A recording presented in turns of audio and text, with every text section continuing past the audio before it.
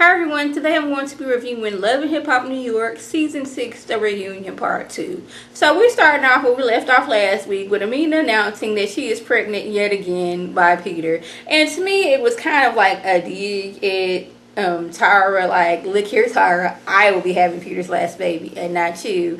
And I was like, the sad thing about this whole situation was it took Peter's daughter Whitney to make sense of this thing. It's like, to try to make sense to these two people, like, look here, at this point, it is a competition between Tyra and Amina. It's like, you gonna have a baby, then I'm gonna have a baby after you, and we're gonna keep on doing this back and forth. And the only people who are going to suffer from this are the kids. And Tyra's sitting there like, well, I left Peter a long time ago. I'm like, when was this? When the first season y'all was on there, when you didn't know that he had left you and married somebody else? Was this when he had, like, trying to get with you while Amina was, like, 9 months pregnant and y'all went out of the country? Or was this right before, during, or after you got pregnant with this last baby? Like, when did you leave Peter? Because I don't remember you ever leaving Peter. I remember Peter leaving you and marrying somebody before you was able to marry him. That's what I remember. But she's sitting over there offended like, I can't believe you, Amina. How dare you get pregnant after having an abortion? But she got pregnant by her husband, as opposed to you, who got pregnant by somebody else's husband. And I was really trying to think, how can you be so trying to make yourself so above somebody else when you were sleeping with a married man and got pregnant?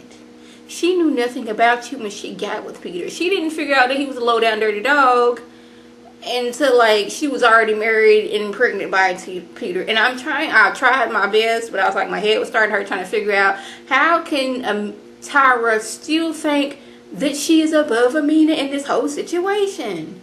So we have Cardi B telling us she doesn't see anything wrong with using what she got to get what she wants. Mainly, if she with somebody and she need her bills paid, we sleeping together and I need my bills paid, I'm going to need some money for my bills paid. You know, Rashida, she's sitting there like, I agree with that. But Peter, he's like, well, I feel like that is being a hoe.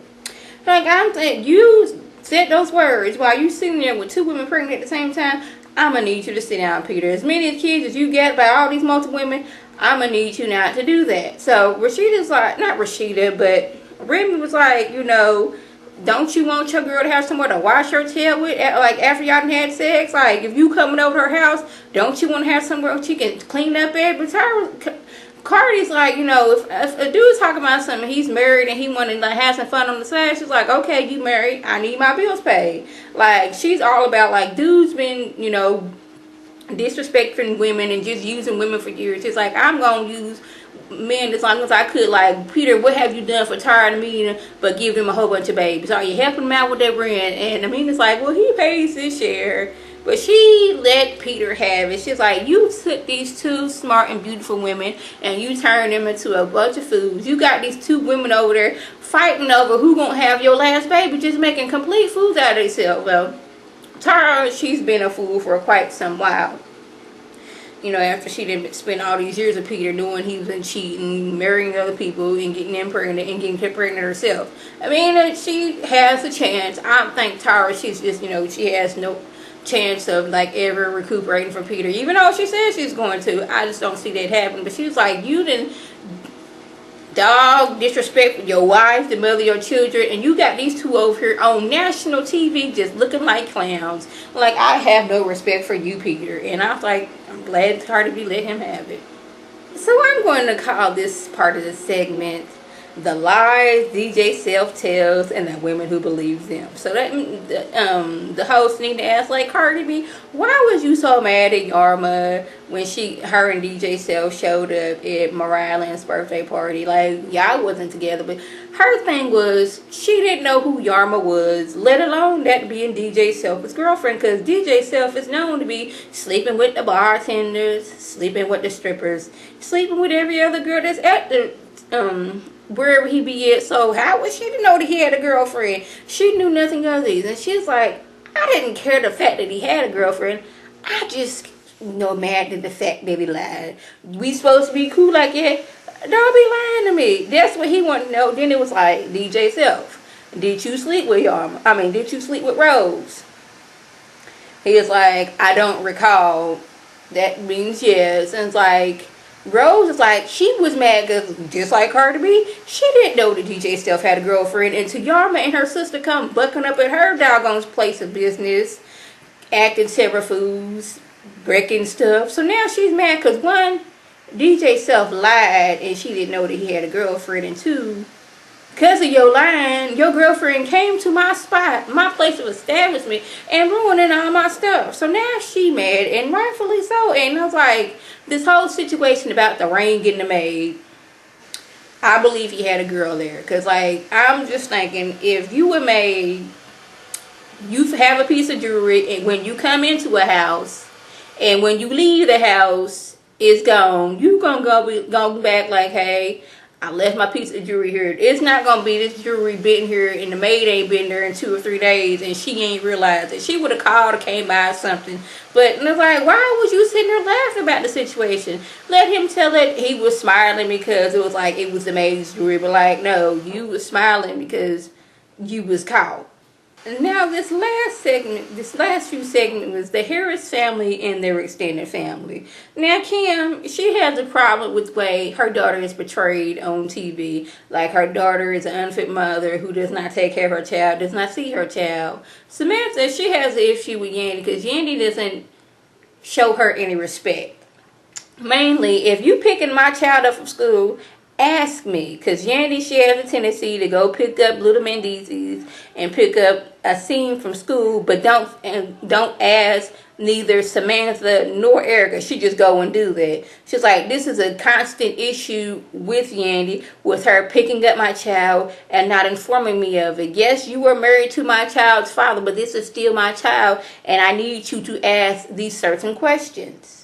I'm glad that Nina, she was asking certain questions to Yandy, because you know Yandy and Mona Scott Young, they tight like glue. So usually on these reunions, they don't really go hard for Yandy. But Nina, she wanted to ask some questions, and quite frankly, I want to know the answers too. Mainly how did this Asim little boy come to be? Because he seems about the same age as your son Amir. Like, was Mendeecees cheating on you and this is how Amir came about, or was he cheating on Erica and that's how little your son came about? Like, what are the time frames of these questions? Let Yandy tell it. Him and Erica was together, they broke up, that is it. But Samantha's like, oh no, remember, I've been here for a while, so I know some things. Mainly it is that Erica and Mendeecees was in a relationship.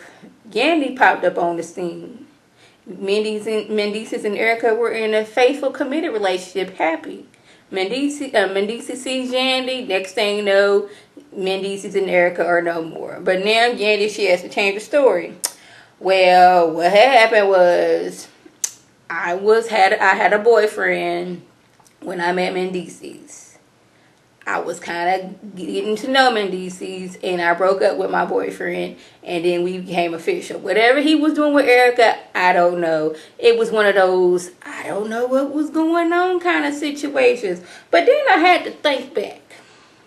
I believe it was last season or the season before, when Yandy was saying how she's been there for little Mendeecees since he was little and watched him walk and, you know, make his first steps and all this stuff. Now, to me, that seemed like her and Mendeecees had been together for quite a while, if, you know, she was there when little Mendeecees started to walk. Because little Mendeecees was 9, 10.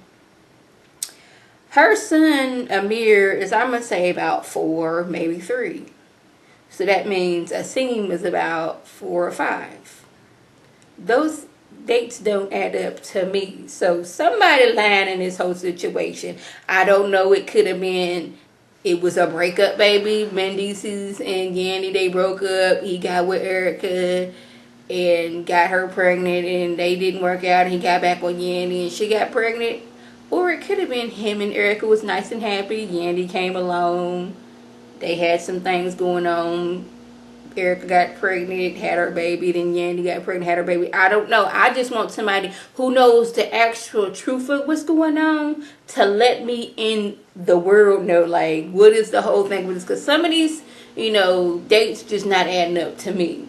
So this is when the whole scene turned into a Jerry Springer circa 1997, because out of nowhere Judy yells out, "Samantha went to jail for robbing banks and I bailed her out." And this is when Kim was like, "Oh no, you not finna do that." She jumped up, pulled her jacket off, and she was ready to get to Judy. She didn't care if she had to go through security, because it was about 3 of them, and she was ready. She had her Tim's on. She's like, "What? Do something. I'm ready. Come on, get out my way. I need to get to this woman over here because she disrespected my child." I'm sitting there like, oh Lord. Peter's on the couch like, I can't believe this going on. People in the audience, it's like, oh snap, what is going on? No, Judy's trying to fight her. And I was just waiting for somebody to just yell out, "World Star!" I mean, I'm for real, that's the way things were going on, because y'all know how these World Star fights be going on. It's crazy. Then we had this whole scene with Mendices going to jail.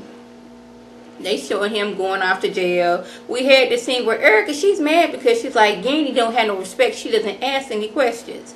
She just, I'm thinking, little Mendices to my child's birthday party, he's coming. Don't ask none of that. So that's where she's like, Yandy, she doesn't have respect. She doesn't ask. She just does things. So y'all, I'm sorry, but my camera's about to cut off. But that's basically what happened. They showed Mendices going off to jail. Yandy being upset about the situation.